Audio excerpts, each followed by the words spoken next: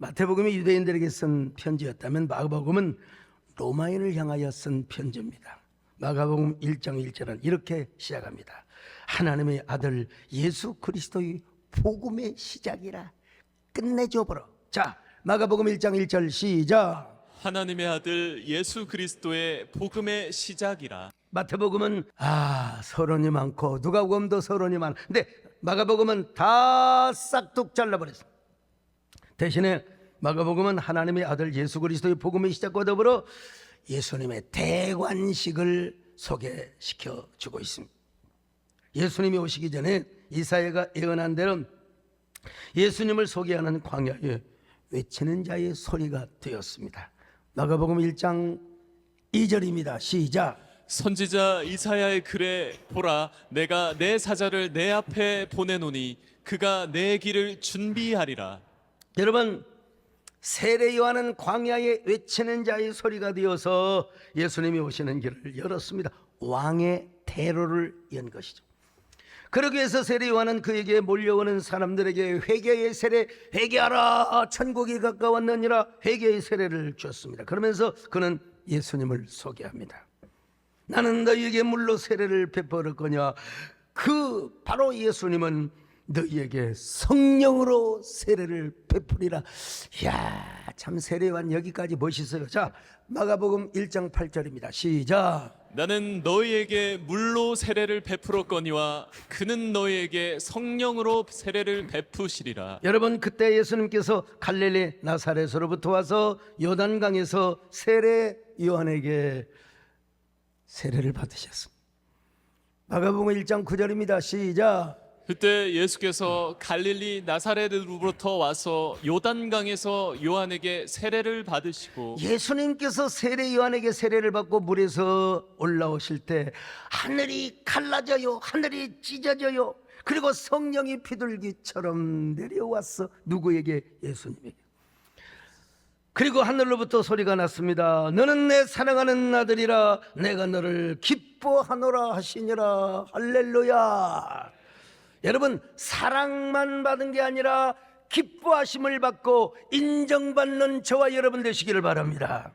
마가복음 1장 10절로 11절 시작. 곧 물에서 올라오실새 하늘이 갈라짐과 성령이 비둘기같이 자기에게 내려오심을 보시더니 하늘로부터 소리가 나기를, 너는 내 사랑하는 아들이라, 내가 너를 기뻐하노라 하시니라. 여러분, 하늘문이 열리고 성령이 비둘기처럼 내려왔다. 옛날에 많은 목사님들이 자, 여기서 성령이 비둘기처럼 내려왔다. 이 성령은 성결의 영이라. 비둘기는 깨끗한 고기이기 때문에 성결의 영이다.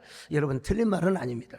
그러나 여기서 성령이 비둘기같이 내려왔단 말은 예수 그리스도가 유대인의 왕이요, 더 나아가 하나님 나라의 왕임을 선포하는 하나의 퍼포먼스였어요. 이 사건은 하나님이, 예수님께서 하나님 나라의 왕이 되는 대관식을 의미하여 모든 학자들이 다 대관식이라고 다 이야기해요.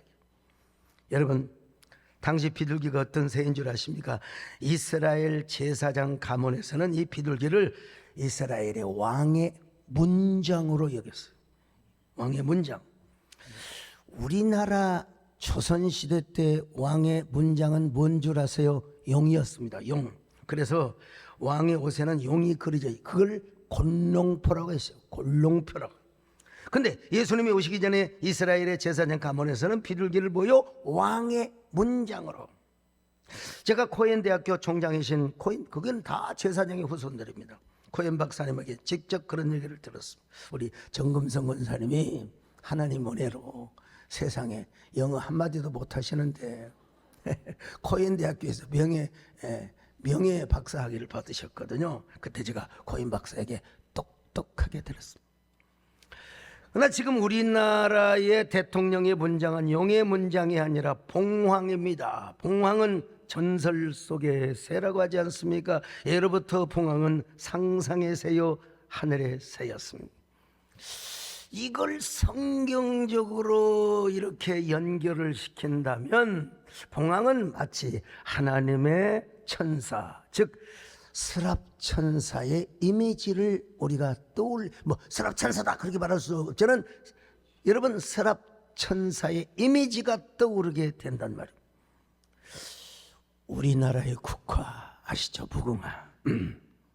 그런데 이 무궁화의 국제적 이름이 뭔 줄 아세요? 참 기가 막혀. The Rose of Sharon. 샤론의 장미란 말입니다. 샤론의 장미.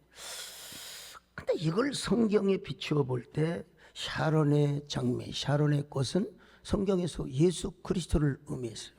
내가 억지로 짜맞추는 게 아니라 그런 관점에서 볼 때, 야, 우리나라는 참 을사득약에서부터 대한독립만세, 3.1절, 그리고 광복, 그리고 오늘 여기에 이르기까지 난 개인적으로 그래, 이제 목사의 심정으로, 우리나라는 하나님이 진정한 주권자가 되셨고 왕이 되셨고, 그리고 이 나라를 책임지고, 여러분 자 155마일 터져버렸으면 여러분 우리는 없을지도 몰라요. 네, 하나님이 막아주시고 지켜주셨습니다. 여러분, 우리나라 앞으로도 하나님이 우리나라의 진정한 주권자요 왕이요 주인이 되어주시기를 바랍니다. 아니, 애국가를 봐도 완전히 찬송가요. 여러분, 동해물과 백두산 마르고 닳도록 하나님이, 옛날에는 하나님이요, 요즘 하늘로 바꿨지만요, 우리나라 만세. 근데 여러분, 이 무궁화는 원산지가 시리아입니다. 여러분 찾아보시면 다 포털에 나오는데, 이 무궁화 꽃은 삼국시대, 이 무궁화 사랑협회 제가 다 조사를 해보니까 이미 삼국시대 때부터 이미 전국에 널리 퍼져 있었대요. 그래서 고 토레이 선교사는 이 무궁화꽃을 창세기 10장에 나오는 욕단이나 그의 후손들이 우리나라로 가져오지 않았을까, 막 학문적으로 정리되지 않았지만 논란도 있지만 어쨌든 무궁화의 원산지가 시리아예요. 그래서 토레이 선교사는 조심스럽게 추정을 하는 걸 제가 봤어요. 근데 더 희한한 것은 구한말 조선이라는 말의 국제 표기가 뭘로 표현된 줄 아세요? 초선. 초선이라거든. 야, 이거 우연일까? 진실일까? 우연이 뭔지 넌 정말 몰랐지. 참, 저는 우연이 아니라고 봅니다. 여기에도 하나님의 섭리가 있다고 봅니다. 여러분, 초선은 하나님의 선택받은 사람이에요. 선택받은 사람. 특별히 남장로교, 북장로교 같은 선교 본부에서 우리 조선을 추선으로 불렀습니다. 저는 여기 우리 민족을 향한 하나님의 이 워딩을 통해서도 하나님의 섭리가 개입이 되어 있다고 저는 믿는 사람입니다. 요즘 넷플릭스에서 또 추선이라는 예수님의 생애를 다루고 예수님이 12제자, 거기에 마가까지 누가까지 다 나오는 이런 영화가 절찬리 상영 중이라고 합니다. 예수님과 12제자들의 삶을 아주 기가 막히게 드라마틱하게 소설식으로 그려놓은 작품이라고 합니다. 거기서도 초선이라는 말, 초선이라는 말. 오늘 본문으로 들어가서 당시 이스라엘의 왕의 문장이 바로 비둘기였다는 거예요. 물론 미드라시를 보면은 비둘기는 새 창조를 의미하는 새였다고도 합니다만은, 그러니까 당시 역사적 배경 속에서 성령이 비둘기처럼 임재했다는 것은 예수님의 말로 진정한 하나님의 나라의 왕이요 모든 내 세계를 새 세계로 창조하신 새 창조 충보직의 역할을 감당했던 분이라는 것이죠. 그러니까 당시 역사적 배경 속에서 성령이 비둘기처럼 예수님께 임재했다는 것은 예수님이야말로 진정한 하나님 나라의 왕이요 모든 옛세계를 새 창조로 창조하셨던 진정한 왕이라는 거예요. 지금도 요단강에 가면 세례터가 있습니다. 거기서 많은 사람들이 세례를 받습니다. 제가 성지순례를 한두 번 갔겠습니다. 여러분, 저 은퇴하고 할 일 없으면 이스라엘에 가서 히브리어 몇 말 좀 알아가지고 영어로 하면 되고, 제가 성지순례 가이드를 해도 최고의 넘버원이 될 겁니다. 따라다니는 분은 아시겠지만 아예 가이드들이 아예 목사님 아시죠? 목사님. 거기 가면 많은 사람들이 하얀 옷을 입고 진짜 침례 세례를 받습니다. 그때 우리 일간지 기자들 또 우리 이재원 목사님도 따라가셨어요. 한 번은 우리 이재원 목사님께서 목사님 저한테 세례 한번 주십시오. 여러분 오해하지 마세요. 우리는 재세례파가 아닙니다. 그냥 퍼포먼스요. 세레머니입니다. 세레머니. 저 이재원 목사님께서 성부와 성자와 성령의 이름으로 퍼포먼스를 제가 줬죠. 근데 또 제가 또 내가 가만히 있겠습니까? 그럼 목사님 나한테 주세요. 네. 다시 말씀드립니다, 여러분. 재세례파가 아니요. 세례 퍼포먼스를 한 거예요. 아무튼 예수님께서는 이런 대관식을 마치시고 공생애를 시작하셨습니다. 그러면 예수님의 공생애는 어떻게 시작합니까? 예수님이 말씀을 전하시는 것으로부터 시작합니다. 자, 마가복음 1장 15절입니다. 시작. 이르시되 때가 찼고 하나님의 나라가 가까이 왔으니 회개하고 복음을 믿으라 하시더라. 그리고 예수님은 성령의 권위로 권위 있는 말씀을 가르쳤습니다. 권위 있는 말씀, 그리고 각종 병자들을 고쳐주셨습니다. 중풍병자, 손 마른 자, 그리고 저성난 파도를 잠잠케 하시며 귀신 들린 자, 이거 골치 아파. 5,000명 4,000명의 권종을 먹으시고 바다 위를 걸어가셨습니다. 농아인들을 고치시고 시각장애인들 모두가 기적의 연속입니다. 아까 말씀드린 대로 가버나움 회당장인 야이로의 딸을 고쳐주셨습니다.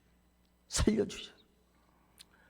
아니 여러분, 예수님께서 회당장 야이로의 딸의 그를 살려주시려고 고쳐주려고 하고 이미 혈루병 걸렸던 여인과 시간을 소비하는 바람에 회당장 야이로의 딸이 죽었다고 기별이 왔습니다. 그러자 주님께서 뭐라고 말씀하십니까? 두려워하지 말고 믿기만 해라. 오늘 여러분도 두려워하지 말고 믿으시기를 축원합니다.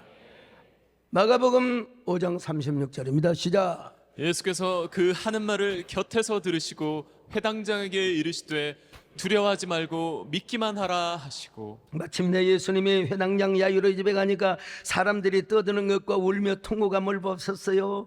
그래 예수님이 뭐라고 말씀하십니까? 어찌하여 너희들은 떠들며 우느냐? 이 아이는 죽은 것이 아니라 잠을 자고 있는 것이라. 야, 기가 막혀. 자, 마가복음 5장 39절입니다. 시작. 들어가서 그들에게 이르시되 너희가 어찌하여 떠들며 우느냐? 이 아이가 죽은 것이 아니라 잔다 하시니. 예수님이 그 죽은 야이로의 딸 소녀에게 방에 들어갔습니다.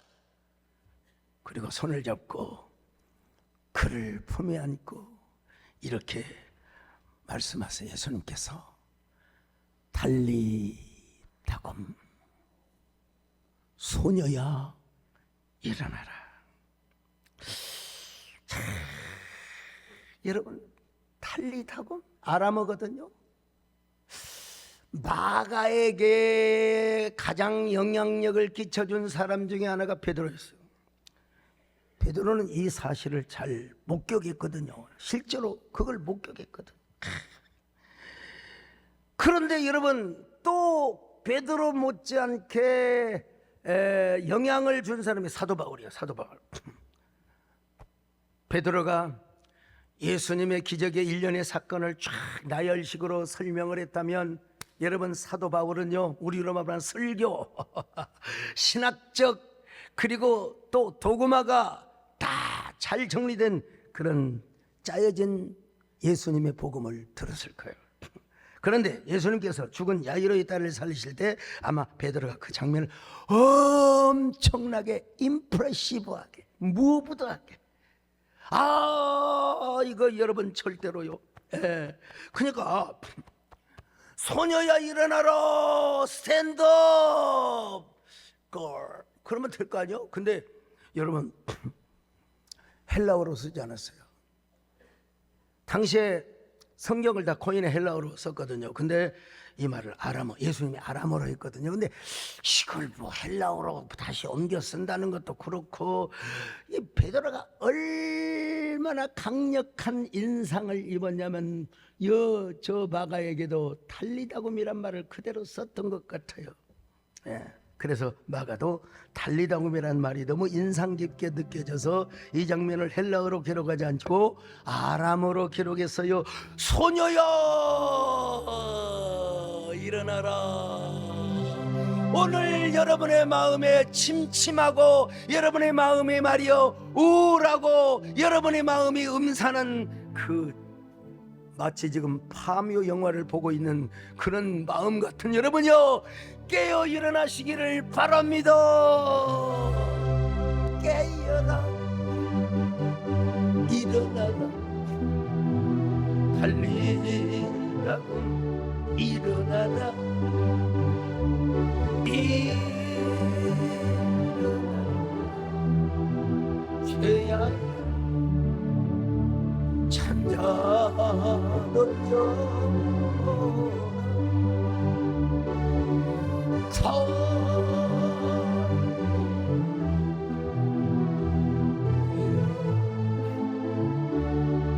일어나 걸으라.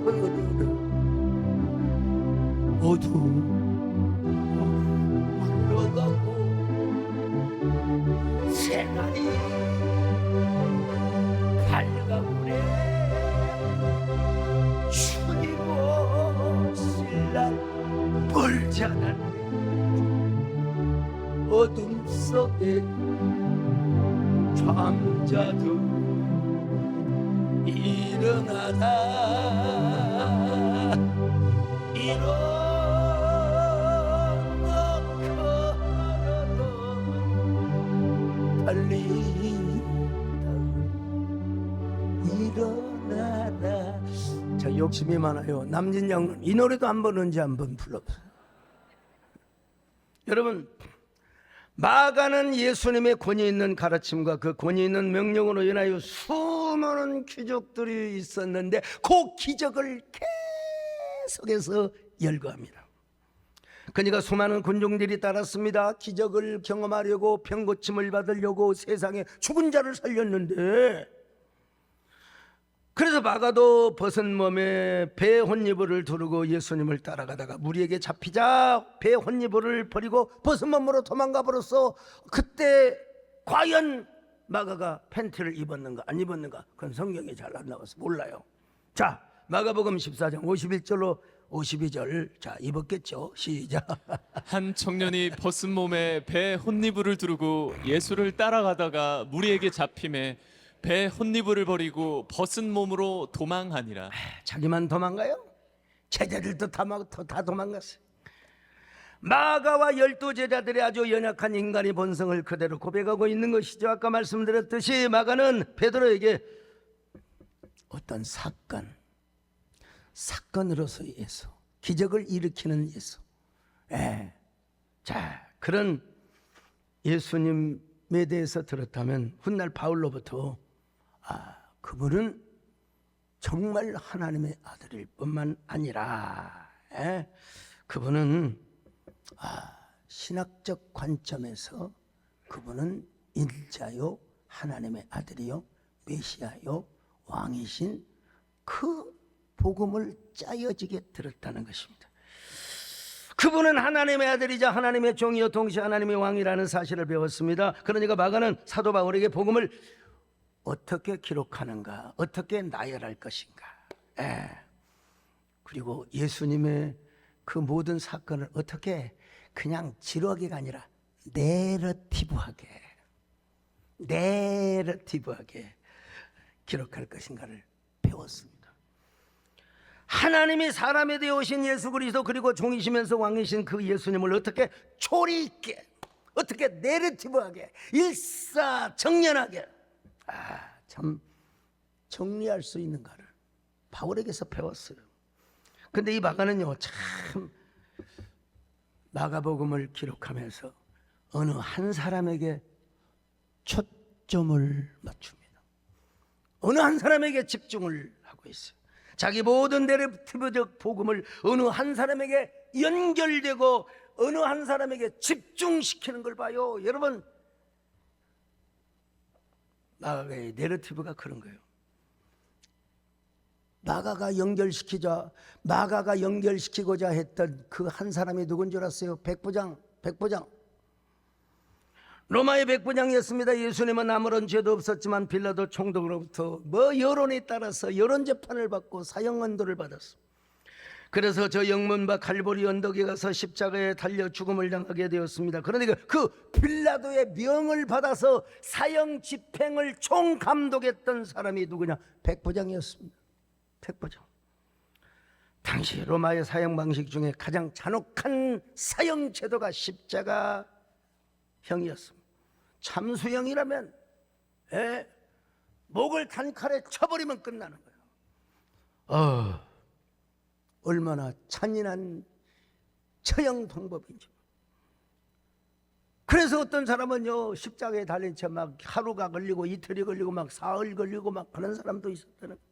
그런데 우리 예수님은 로마 군병들의 워낙 많이 핍박을 받고 매를 맞아서 피로 낭자하셨어요. 이미 피를 다 흘려버렸어요.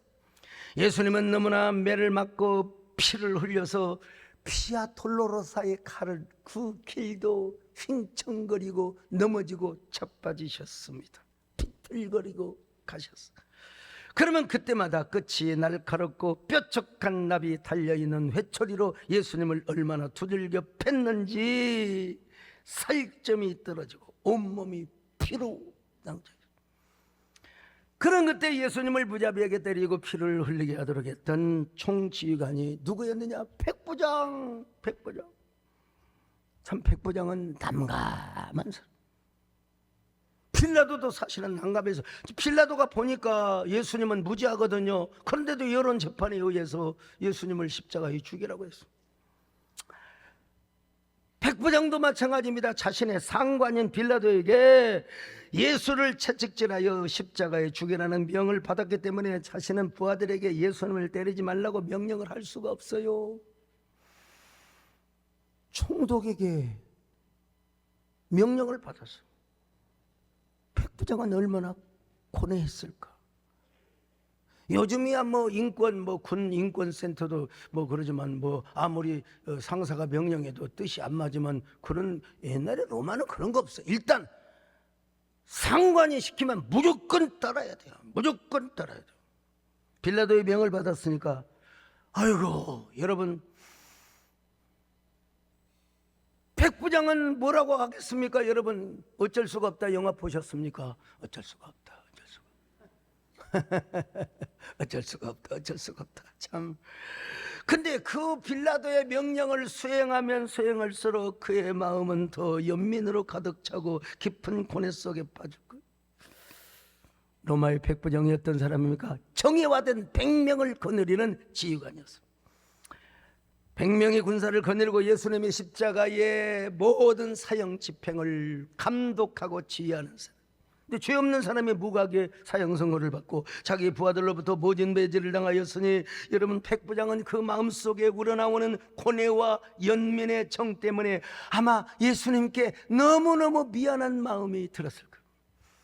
그러나 그는 빌라도의 총독의 명령을 받은 사람이기 때문에 이래라 저래라 할 수가 없어요. 야, 살살 패거라 할 수가 없어요. 아무튼 마침내 로마 백부장의 수하에 있는 로마 군병들이 예수님을 십자가에 빼달았어. 못을 박았습니다. 십자가를 못 박은 저 큰 나무를 땅속으로 파가지고 고정시켜놨습니다. 예수님이 얼마나 고통스러우셨으면, 엘리 라마 사박다니. 마가복음이죠. 15장 34절 시작. 제9시에 예수께서 크게 소리 지르시되 엘리 엘리 라마 사박다니 하시니, 이를 번역하면 나의 하나님 어찌하여 나를 버리셨나이까 하는 뜻이라. 여러분, 로마 군병들은 예수님을 조롱합니다. 십자가에 죽으신 예수님,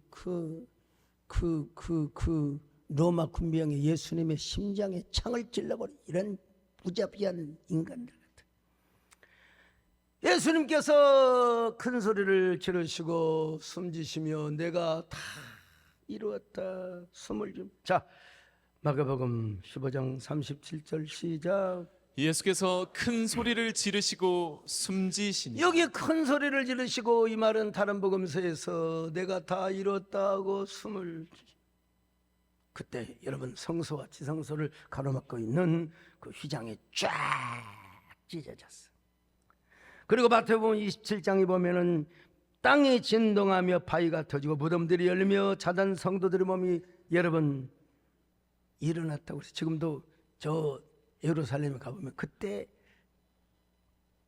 지진이 일어나가지고 그냥 골고다 언덕에 그 지진 흔적이 지금도 보존돼 있어요. 마태복음 27장 51절 52절 시작. 이에 성소 휘장이 위로부터 아래까지 찢어져 둘이 되고 땅이 진동하며 바위가 터지고 무덤들이 열리며 자던 성도의 몸이 많이 일어나되.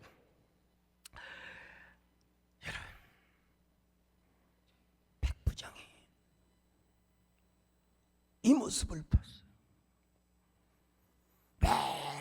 막 지진이 일어나고 세상에 막 죽은 자들이 살아나고 막 심히 두려워하여 보라고, 이는 진실로 하나님의 아들이었도다. 할렐루야. 자, 27장 54절 시작. 백부장과 및 함께 예수를 지키던 자들이 지진과 그 일어난 일들을 보고 심히 두려워하여 이르되. 여러분 마가복음도 똑같이 기록하고 있습니다. 마가복음 15장 39절 시작. 예수를 향하여 섰던 백부장이 그렇게 숨지심을 보고 이르되 이 사람은 진실로 하나님의 아들이었도다. 자, 여러분 마가의 관점에서 보세요. 대관식을 하시고 그리고 모든 시험을 받으시고 모든 기적을 다 일으키시고, 그런데 딱 어디에서 우리의 시선을 멈추게 하느냐? 백부장의 고백입니다. 저 예수님은 진실로 하나님의 아들이었도다. 저 예수님은 진실로 하나님의 아들이었도다. 여러분, 그렇게 매질을 하고 예수님을 고문하고 예수님을 십자가에 못 박혀 죽이는 일에 총지휘를 했고 현장 지휘와 감독을 했던 백부장이 이분은 진실로 하나님의 아들이었도다. 아멘 하시기 바랍니다. 여러분, 이 고백이 얼마나 역설적이고 판화적이냐, 얼마나 패러독시컬하냐. 예수님의 제자까지 다 도망가고 예수님 혼자서 쓸쓸하게 숨져가고 있는데 예수님을 그토록 매질하며 고문하며 잔인하게 굴었던 그 모든 일을 총지휘하고 감독을 했던 백부장이 뭐라고 고백합니까? 이분이야말로 하나님의 진실한 아들이었도다. 진실로 이분이야말로 하나님의 아들이었도다. 야, 참, 이걸 뭐라고 설명할 수 있습니까? 뭐라고? 지금까지 예수님의 제자들은 예수님의 기적을 얼마나 많이 경험하고 목도했는지 모르고, 그리고 예수님께서 예루살렘에 가서 장차 십자가에 죽을 것이라는 말씀을 얼마나 많이 수없이 했는지도 몰라요. 그런데 그들은 다 도망갔어. 다 도망갔어. 그러나 예수님을 매질하고 핍박하고 잔혹스럽게 아픔을 줬던 백부장이, 더구나 이방신을 섬겨 로마의 신을 섬겼던 백부장이 누가 시키지도 않았어요. 여러분, 누가 넣지 옆구리를 치면서 전도하지도 않았어요. 근데 로마의 백부장이 그는 진실로 하나님의 아들이었다. 이 고백을 우리는 어떻게 받아들여야 돼요? 어떻게 이해할 수가 있어? 제자들이 평소에 하나님의 말씀을 많이 듣고 기적을 많이 경험했지요. 그렇지만 백부장은 단 한 번도 예수님을 만나본 적도 없고 한 번도 예수님의 기적을 본 적이 없었어요. 그런데도 그는 진실로 하나님의 아들이었도다. 왜 그랬을까요? 땅이 진동하며 바위가 터지고 무덤들이 열리며 자던 성도들의 몸이 일어났기 때문에 그랬을까요? 그런 부분도 있을 수 있죠. 그러나 하나님께서 백부장에게 하늘로부터 깊은 감동, 하나님의 하늘을 찢어 그 순간에 하나님의 감동을 시키려고 얼마나 하나님이 다급했던지, 여러분, 하늘로부터 하나님의 감동의 메아리가 백부장의 가슴을 진동하고 감동시키고 인스피레이션. 여러분, 예수님의 세례를 받으실 때 하늘에 찢어지고 비둘기 같은 성령이 내린 것처럼 그 두렵고 잔혹하고 처참한 상황 속에서도 하나님이 하늘의 문을 열어주셔서 백부장의 마음을 감동시켜 주셨다는 것입니다. 성령을 부어주셨어.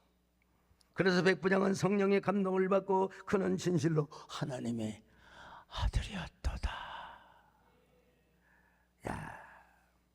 이 말은 예수 그리스도께서 세상에 기다리시던 참된 메시아요 하나님의 종이면서 하나님 나라의 왕이요 새 창조주로서 새로운 시대를 열고 새로운 창조의 역사를 시작하게 되었다는 고백이죠.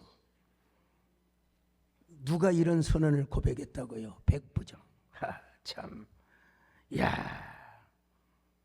빌라도의 명을 받아서 어쩔 수 없이, 다시 합니다, 어쩔 수가 없다. 어쩔 수가 없다.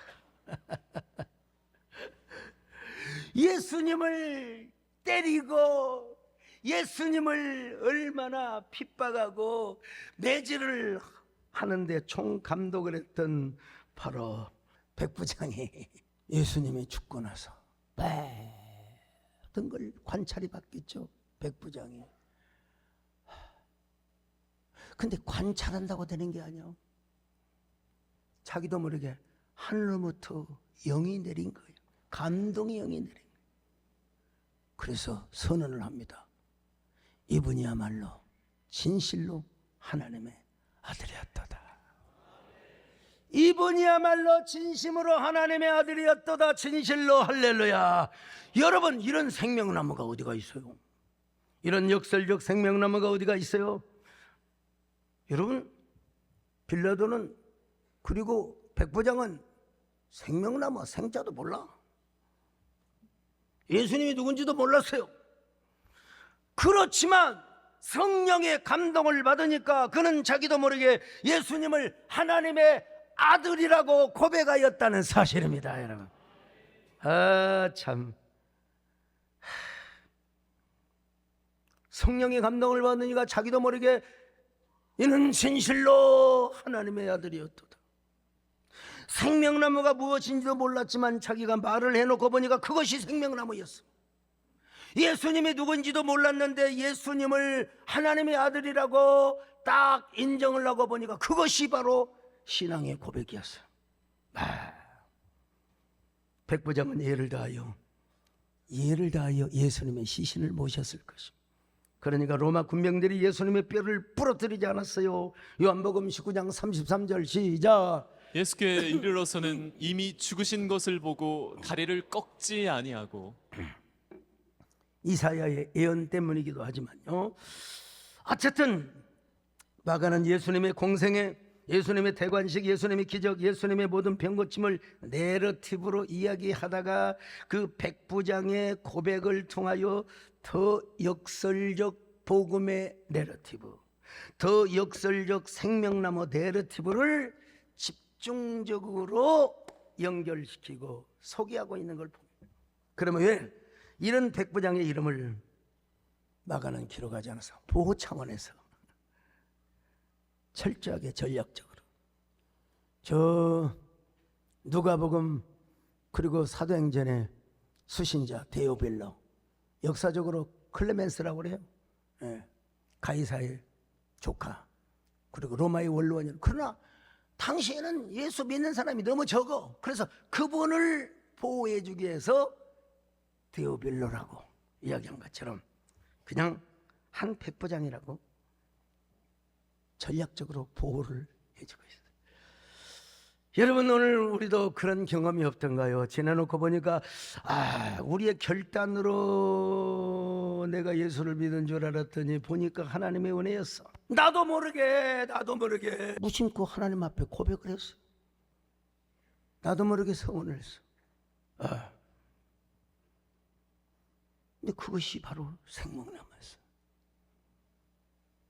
그것이 바로 하나님을 시인하는 엄청난 고백이 있다. 사실 우리는 아무것도 모르고 예수님을 핍박하고, 저부터 그랬습니다. 저부터. 예수 믿는 종자들 말이야, 부처님한테 맞아 죽어야 된다고.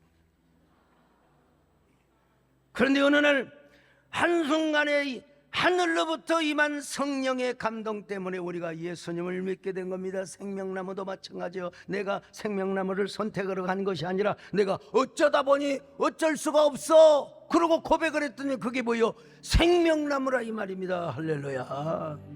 이거 얼마나 기가 막혀요. 누가 감히 이런 설교를 꿰맞춰서 할 수 있을까? 나도 한번 의구심을 가져봅니다.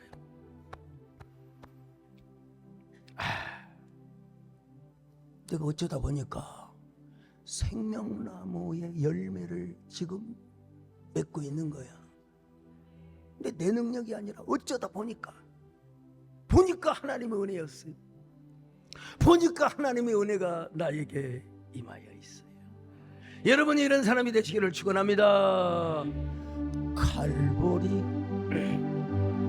언덕에 주님의 십자가 그 피로 내 죄를 깨끗하게 씻어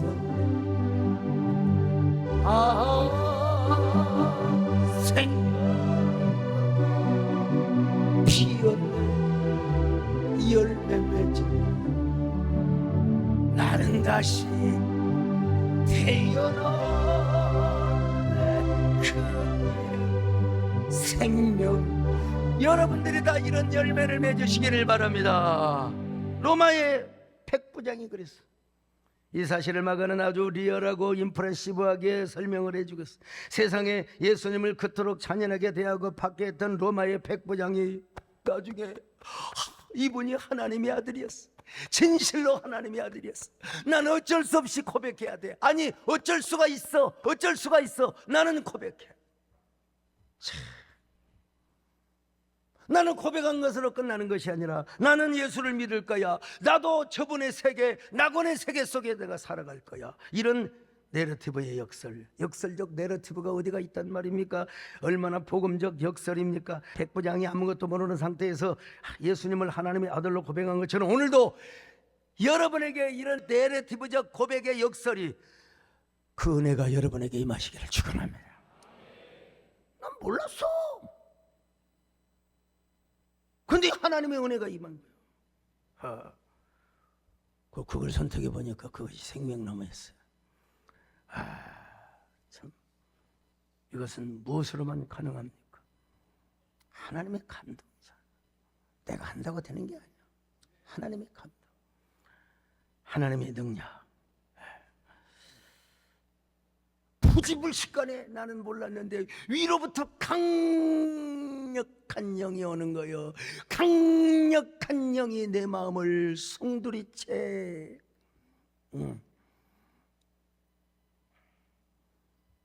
내 마음을 움직여버렸어요. 그래서 하나님의 은혜로 부재 중에 예수님을 하나님 나라의 왕이요 진정한 메시아라고 고백했어요. 여러분도 부지불식간에 그냥 아이고 하나님, 우리 위장 놀래면 에이씨, 골프가 안 들어가면 에라이. 근데 여러분, 넘어져도 주여. 근데 그 고백하고 보니까 그게 생명나무예요. 아이고 주여. 아이고 주여. 여러분, 하나님을 왕으로 모십시다. 왕이신 나의 하나님, 내가 주를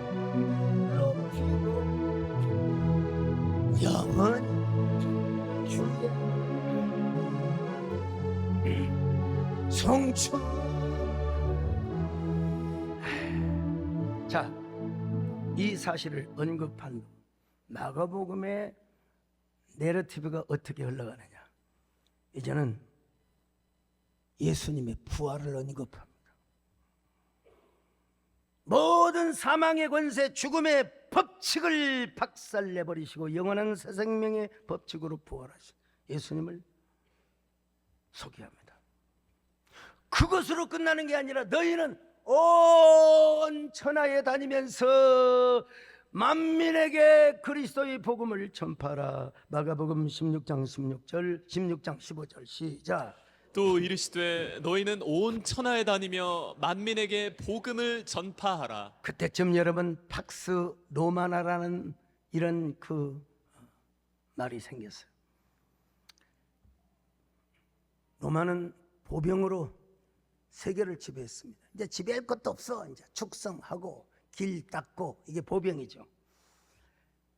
세계로 통하는 길을 만들었습니다.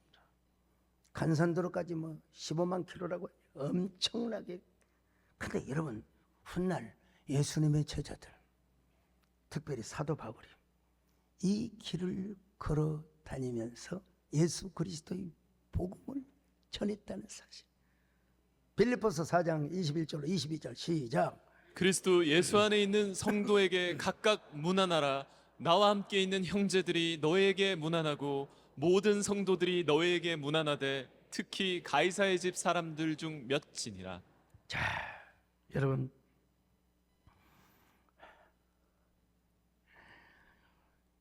그런 의미에서 마가가 기록한 백부장의 고백은 얼마나 의미심장한지 모릅니다. 백부장의 고백이야말로 훗날 가이사의 가족 또한 데오빌로 각하에게 복음이 전해진 것에 대한 상징 혹은 비례적 복음의 전파의 내러티브라고 할 수 있어요.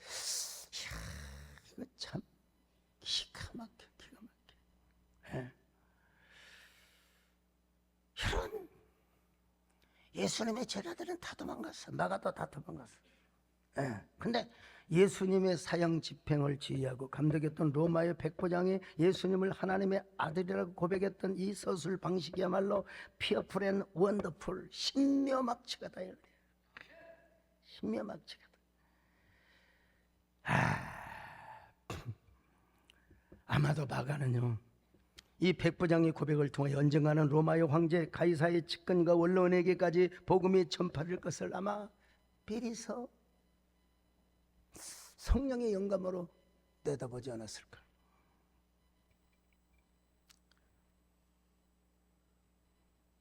백부장이 역설적이고 반어적이고 피어풀 앤 원더풀의 생명나무를 고백했던 마가는 풀리스트하고 스펙테클한 총체적 생명나무 혹은 프로페틱 포쇼트닝, 유시간 말로 원근 통시법적으로 자 생명나무를 총체적으로 고백하지 않았을까. 오늘 여러분이 그 백부장이 되시기를 바랍니다. 오늘 여러분이 그 마가가 되시기를 바랍니다. 여러분이 그 백부장이 되고 마가가 되어서 한 시대를 열어가고 새로운 역사의 물꼬를 터 내려가는 이 시대의 백부장이 되시고 이 시대의 마가가 되시기를 주의 이름으로 축원합니다. 우리 교회뿐만 아니라 한국교회 부흥의 역사 생명나무의 새로운 시대를 열어가시기를 주의 이름으로 축원합니다. 나의 다시 나의 원 나의 생명 당신 나의 생명 나의 사랑 나의 소망 당신 나의 생명. 주여 감사합니다. 하나님 감사합니다. 우리 주여 정말 fearful and wonderful, fullest and spectacle. 우리 귀한 이런 생명나무를 선택하는 저희들 되게 하여 주시옵소서. 예수님의 이름으로 기도 올립니다. 이 프로그램은 여러분의 미디어 선교 후원으로 제작되었습니다. 선교는 사명, 후원은 동역. 당신도 복음을 전할 수 있습니다. 선교 후원 02-6333-1003번